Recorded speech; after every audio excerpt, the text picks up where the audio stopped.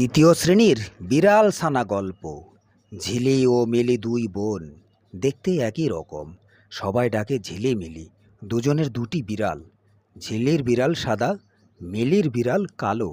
বিড়াল দুটির খুব বন্ধুত্ব, একসাথে ঘুরে বেড়ায়, দুষ্টুমি করে। ঝিলিমিলি স্কুল থেকে ফিরলে দৌড়ে কোলে ওঠে, ওরা খেতে বসলে বিড়াল দুটি পাশে বসে।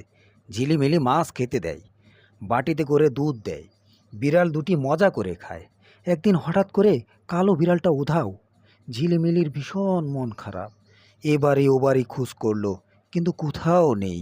সাদা বিড়াল মন খারাপ করে বসে থাকে, মিলি কাঁদে, ভাবে কোথায় হারিয়ে গেল বিড়ালটি। দুদিন পর সন্ধ্যাবেলা হঠাৎ শোনা গেল মিউ মিউ। ঝিলিমিলি দৌড়ে এলো, দেখে বারান্দায় দাঁড়িয়ে আছে কালো বিড়ালটি। দুজন কি খুশি! সাদা বিড়ালও খুশিতে লাফিয়ে উঠল। কিন্তু এ কি, কালো বিড়াল খুলিয়ে করে হাঁটছে কেন? মিলি কোলে নিয়ে দেখে পায়ে ক্ষত, হয়তো কেউ মেরেছে। মা বললেন, এভাবে কেউ মারে? বাবা বললেন, চিন্তা করো না, আমি ওষুধ লাগিয়ে দিচ্ছি। কয়েকদিন পর পা ঠিক হয়ে গেল, কালো বিড়াল আবার আগের মতো হাঁটে। দৌড়ে গিয়ে মিলির কোলে উঠে। ঝিলিমিলির পাশে বসে থাকে দুটি বিড়াল। মিলি গান গায়, মিষ্টি বিড়াল ছানা, দুষ্টুমি তার মানা, ঘরের ভেতর নাচে গায়, তাই রে না না না না।